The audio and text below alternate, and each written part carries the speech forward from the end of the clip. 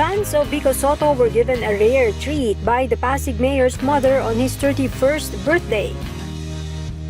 His mother, Coney Reyes, shared a compilation of Sotto's throwback photos. She shared on Instagram some of his adorable childhood pictures to greet the mayor on his special day. The post came with this touching message.